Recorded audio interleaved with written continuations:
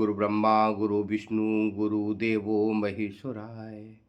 गुरु साक्षात परब्रह्म तस्मै श्री गुरुवे नमः। बोलो सत सनातन धर्म की जय हो। आज हम बात करेंगे मनुस्मृति के बारे में। मनुस्मृति ये जो ग्रंथ है ये आज का नहीं है, ये सतयुग का ग्रंथ है। महाराजा मनु ने इस ग्रंथ को लिखा था। ये ग्रंथ सबसे पुराना है, कहने को तो ये हमारा एक संविधान भी है। कुछ दिन पहले भीम आर्मी के राष्ट्रीय अध्यक्ष रतन जी ने भरे मंच पर मनुस्मृति को जला दिया गया।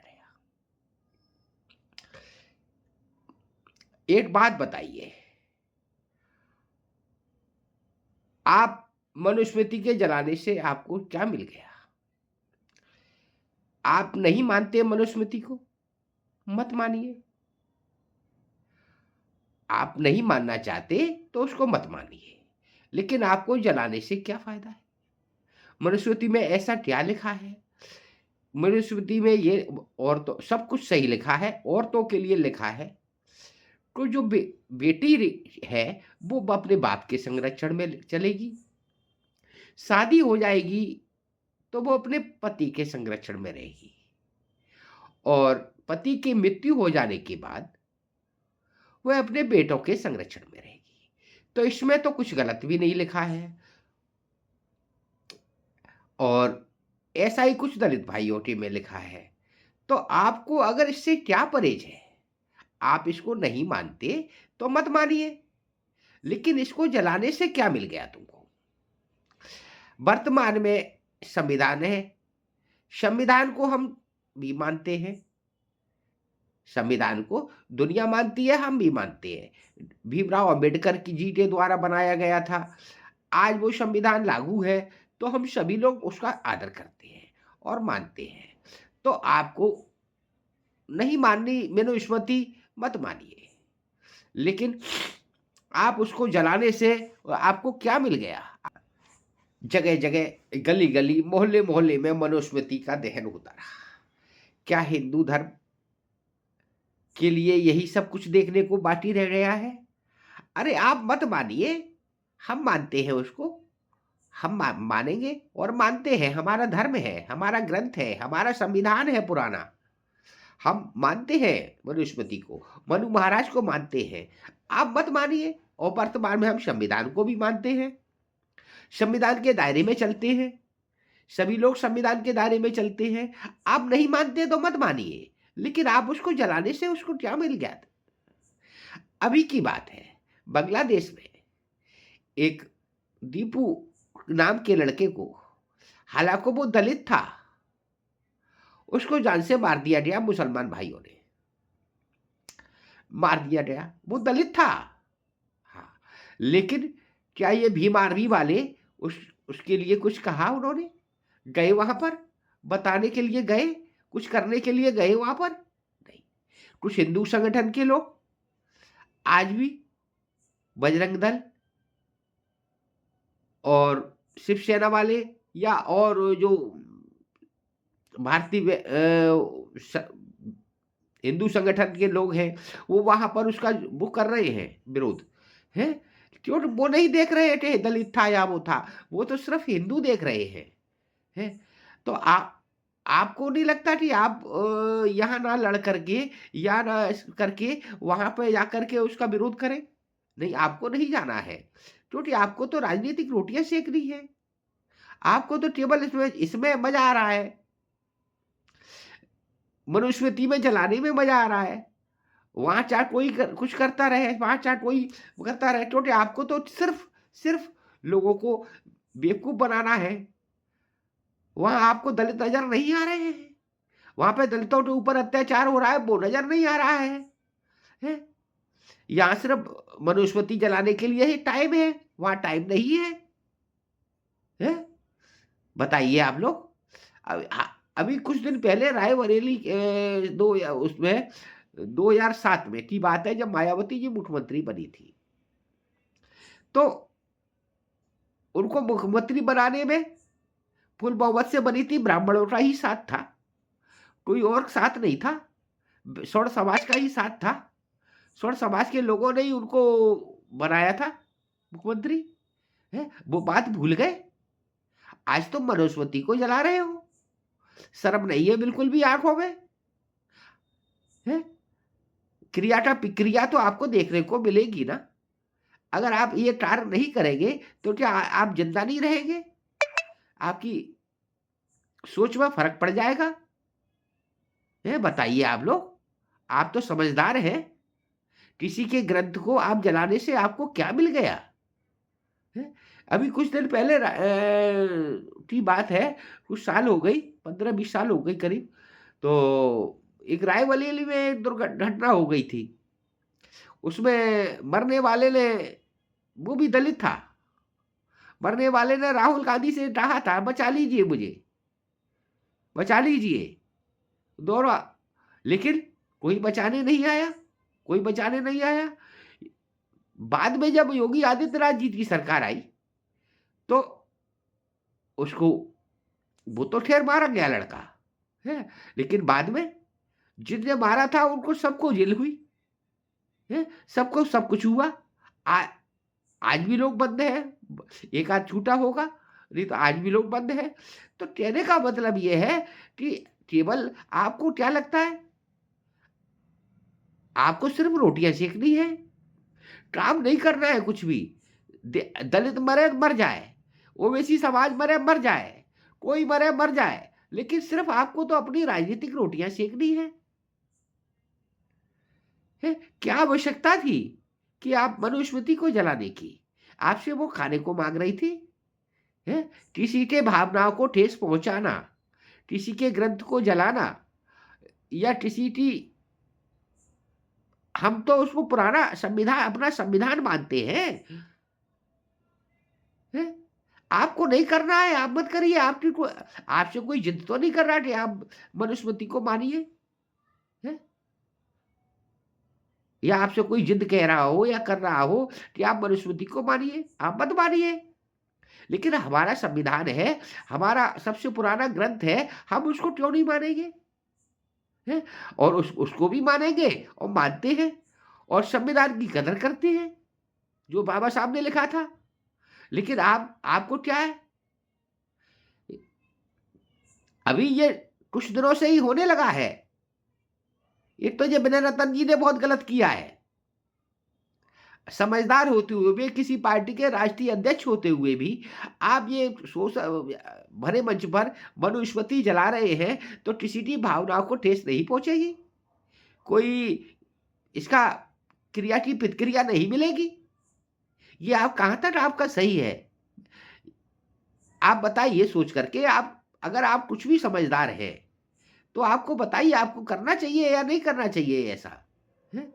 आप अपना ग्रंथ, हम नहीं कहते हैं हमारा ग्रंथ पढ़ें, आप हमारे ग्रंथ को फॉलो करें, या हमारे ग्रंथ को माने, मत मानिए, लेकिन हमारे ग्रंथ को आप फाड़ने का क्या हक है? हमारे ग्रंथ को जलाने का क्या हक है आपको?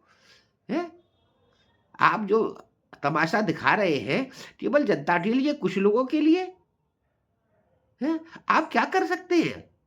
क्या कर लोगे ग्रंथ को जला करके? हम लोग चुप हैं इसलिए, है, हम लोग बोल नहीं रहे हैं इसलिए आप उसका नाजायज फायदा उठा रहे हैं? ये तो गलत है ना। हम मानते हैं आप 97% है, हम मानते हैं आपको 97%, और हम 3% है। अरे हम 3% ही बहुत हैं। हम 3% में तो अब तक हमारी सरकार रही, 97% में तुमने क्या कर लिया? तुम 97% हो, 97% में तुमने क्या कर लिया? अब तक सरकार बनाई कहीं पर भी? किसी राज्य में बनाई, किसी प्रदेश में बनाई सरकार अपने बलबूते पर? जिस जगह 97% हो और जिस जगह 3% हो, 3% वाले तो घर से नहीं निकलेंगे, लेकिन फिर भी सरकार बन जाती है। आहा, अरे वो ईवीएम खराब है, इस वजह से ईवीएम कर देती है गड़बड़ झाला। अरे काय को बातें करते हो, ईवीएम गड़बड़ झाला कर देती है, हैं? ईवीएम गड़बड़ झाला, नाच ना आगे आंगन टेढ़ा, है? ईवीएम गड़बड़ झाला कर देती है। ये कितना झूठ बोलोगे, कितना लोगों को बेवकूफ बनाओगे। अपने समाज के लोगों को ही बना सकते हो और किसी के लोगों को नहीं। हाँ, उनसे ही तुम नेतागिरी चला सकते हो और किसी लोगों को नहीं चला सकते तुम लोग। और ये ज्यादा दिन नहीं रहेगा ये खेल आपका, क्योंकि अंत सबका हुआ है।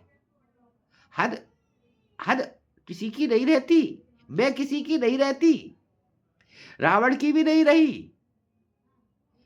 जो त्रेता युग में थे और बहुत ही बुद्धिमान थे, 100 पुत्र 1.25 लाख 1 लाख पुत्र 1.25 लाख नाती थे, उनकी भी नहीं रही। तो तुम लोग हो क्या? और जिसने भगवान राम से दुश्मनी ली है उसका नाश नहीं सर्वनाश हुआ है। थोड़ा तसल्ली रखो, शांति रखो, ठंडी करके खाओ, ज्यादा फड़फड़ाओ मत, अच्छी बात नहीं है। ज्यादा फड़फड़ाना भी अच्छी बात नहीं है। किसी के ग्रंथों का अपमान मत करो, भगवानों को मत जलाओ, किसी के ग्रंथों को मत जलाओ, किसी को गाली मत दो, किसी का अपमान मत करो। अभी जो संतोष मिश्रा वो है, जो कहने को तो वो आईएएस है साहब, पढ़े लिखे हैं, होशियार है, आईएएस बने हुए हैं, उन्होंने भरे मंच पर कह दिया है कि ब्राह्मणों की बेटी हमारे लड़के के साथ शादी करे या हमारे लड़के उनकी लड़कियों से संबंध बनाए।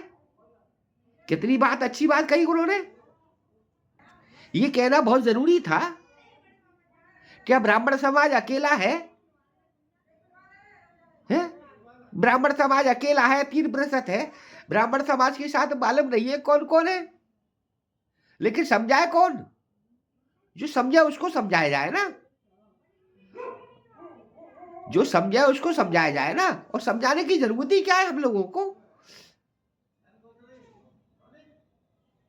ब्राह्मण समाज अकेला है और क्षत्रिय समाज कहां चला जाएगा? वैश्य समाज कहां चला जाएगा? कास्त समाज कहां चला जाएगा? सिंधी पंजाबी कहां चले जाएंगे? जैन समाज कहां चला जाएगा? अरे हम 3% बहुत हैं। लेकिन ये गलत है ये तरीका कि किसी के ग्रंथ को जलाना। जब हम संविधान के प्रति, हम संविधान को मानने वाले लोग हैं, हम संविधान की कदर करते हैं, लेकिन किसी के ग्रंथ को जलाते नहीं है। ये तो महामूर्खों के काम है, होशियारी के काम नहीं है जो आप ऐसा कर रहे हैं।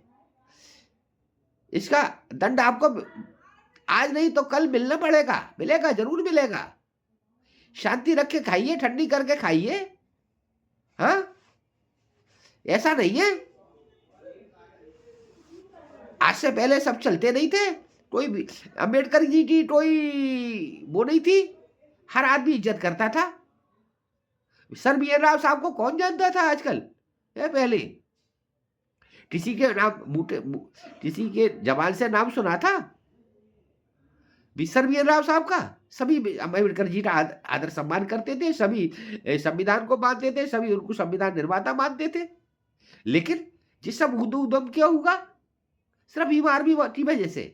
क्या पहले मायावती जी नहीं थी? आज भी आज जो उद्यम हो रहा है संविधान निर्माता के ऊपर, तो वो क्यों हो रहा है? सिर्फ तुम्हारी कमी की वजह से। आप किसी ग्रंथ को क्यों फाड़ेंगे? आप कौन होते हैं इसी ग्रंथ को फाड़ने वाले? हैं, वो भी भरे मंच पर। वो हमारा संविधान है, हमारा ग्रंथ है, हम उसकी पूजा करते हैं। ऐसे कैसे आप किसी के ग्रंथ को फाड़ देंगे? आप बिल्कुल गलत है जी। और मैं सभी सनातन भाइयों से कहना चाहता हूं, आप एकजुट हो जाइए। ऐसे लोगों से जवाब देना पड़ेगा। हाँ, लेकिन शांतिपूर्वक। हमें इनकी तरह फड़फड़ाना नहीं है, इनकी तरह लड़ना नहीं है। हम लोग पढ़े लिखे और सज्जन आदमी हैं। सनातन शांत, सनातन का माना शांत रहना। हम सनातनी हैं, शांत रहने वाले आदमी हैं। एकजुट हो जाइए, हमारा ऐप के माध्यम से हमसे जुड़िए। एकजुट होकर के हमारा ऐप डालेंगे हम नीचे, ऐप के माध्यम से हमसे जुड़े हैं आप लोग, और ज्यादा से ज्यादा, जिससे कि आगे की प्रक्रिया चालू हो। हिंदू राष्ट्र भी बनाना है। हाँ, धन्यवाद। जय श्री राम जरूर लिखना। और मैंने किसी के धर्म को गाली नहीं दी है, किसी के ग्रंथ को गाली नहीं दी है। मेरे वीडियो पर कोई गाली गलौज नहीं करना, ध्यान रखना।